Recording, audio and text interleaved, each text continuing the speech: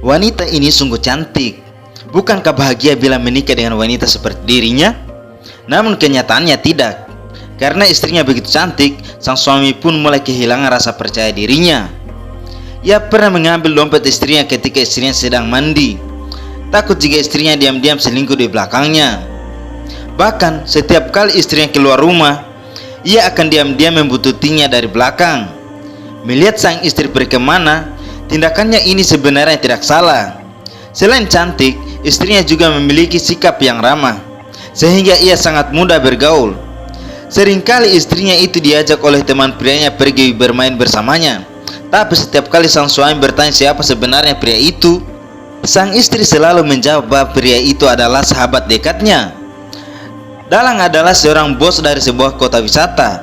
Ia secara tidak sengaja diperkenalkan oleh temannya kepada Jin Lian. Keduanya pun jatuh cinta, lalu akhirnya menikah.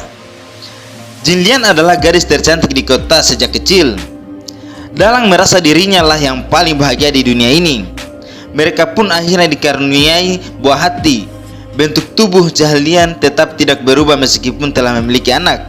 Malah dirinya menjadi semakin cantik dan feminim. Berkat paras cantiknya, sang suami pun menerima tamu yang banyak di kota liburnya itu.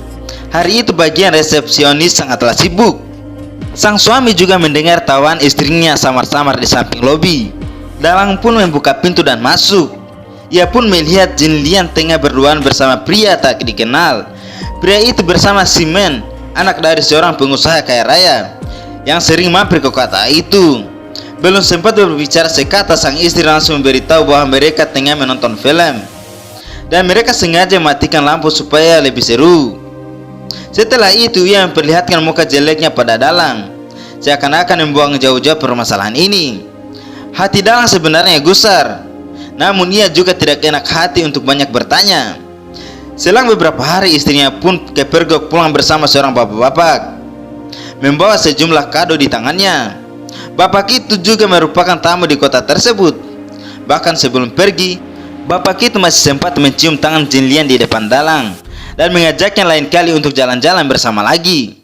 Sejak itu, Dalang semakin merasa ada yang tidak beres dengan istrinya. Mumpung istrinya sedang mandi, ia pun membuka kado yang diberikan bapak-bapak tadi. Ternyata adalah sebuah tas bermerek.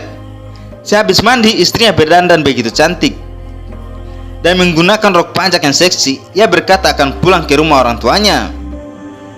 Hati Dalang menjadi gelisah.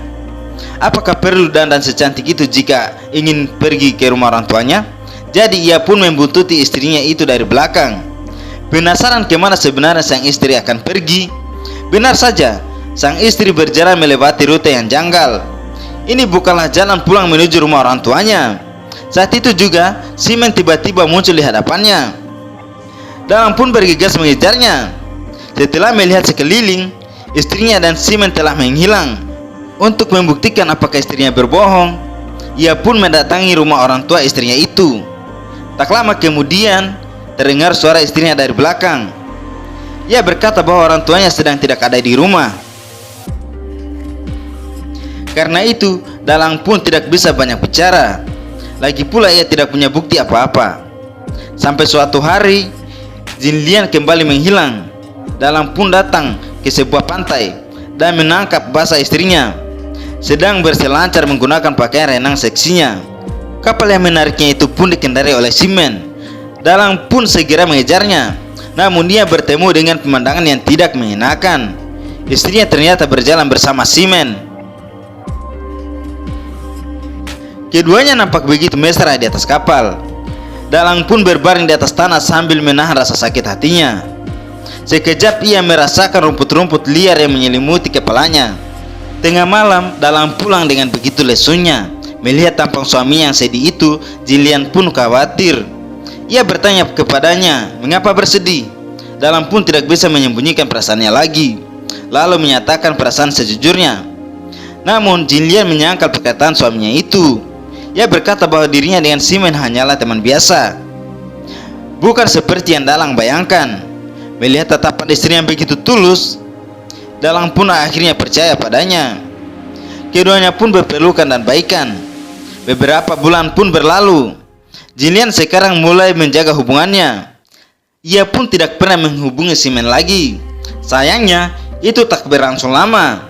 Malam itu, si Babak memutar sebuah video hasil rekamannya kepada orang-orang di sana. Selain pemandangan di sekitar kota, di dalam videonya juga ada Jin Lian yang tengah asik bermain bersama Simen di pantai. Tubuhnya yang seksi mengundang sorakan dari para penonton pria lainnya. Melihat istrinya bercumbu dengan pria lain, ia sangat marah sampai memecahkan gelas anggur di tangannya. Pikirannya pun mulai dihantui oleh prasangka buruk. Jin Lian sering berdiri di depan jendela menunggu kedatangan Simen dan rebahan di kasur sambil menelepon dengannya. Ia bahkan pernah meminta bantuan sahabatnya agar bisa bertemu diam-diam dengan Simen. Hati Dalang hancur berkeping-keping. Ia benar-benar gusar. Seraya membanting gelas birnya, berjalan di depan lalu berteriak agar semua orang keluar dari sana. Sang istri pun langsung membawa dirinya keluar. Jin Lian tidak tahu kenapa suaminya bisa berlaku demikian. Ia pun bertanya padanya, dan Dalang langsung membalasnya dengan sebuah tamparan. Jin Lian sebenarnya tidak marah. Ia malah kembali bertanya pada suaminya mengapa tiba-tiba berubah seperti ini. Dalang dengan gugup menjawab bahwa ia cemburu. Karena menyayangi Dalang, Jin Lian pun berjanji tidak akan bermain dengan teman prianya lagi, bahkan berjanji untuk tidak keluar rumah lagi. Namun masalah malah semakin parah. Dalang menjadi semakin posesif. Bahkan 10 menit saja tidak ia berikan pada sang istri untuk keluar. Malam itu hujan turun dengan derasnya. Dalang pun pergi menutup jendela yang ada di ruangan atapnya. Saat ia baru mau turun, tiba-tiba ia menemukan kalung istrinya di lantai. Pikirannya pun mulai kemana-mana. Ia mengira sang istri pernah berduaan di ruangan itu bersama teman prianya. Sekembalinya ke kamar, ia kembali bertengkar dengan istrinya. Meski mengetahui dirinya salah, Dalang malah melemparkan 2 kata kasar kepada istrinya, lalu pergi tidur. Tengah malam, tiba-tiba ia terbangun. Istrinya kembali menghilang. Ia dengan panik bergegas mencari keluar. Tiba-tiba ia teringat akan sosok bapak-bapak yang menjadi teman istrinya itu. Ia pun membuka kamar bapak itu dengan kunci cadangan. Di dalam, ia melihat 2 gelas bir di atas meja. Ia mencari kemana-mana namun tetap tidak menemukan Jin Lian. Dalang pun melampiaskan kekesalannya kepada bapak itu, menuduhnya telah menggoda sang istri, dan bahkan ia pun mengusir bapak itu. Bapak itu sangat marah dan berjanji tidak akan bermain di kotanya lagi. Sekembalinya ke kamar, ia menemukan Jin Lian yang tengah berdiri di samping ranjang menunggunya. Teringat kejadian barusan, Dalang merasa terusik. Ia pun memarahi Jin Lian, dan pertama kalinya ia bertindak kasar kepada sang istri. Sikap Dalang berubah 180 derajat.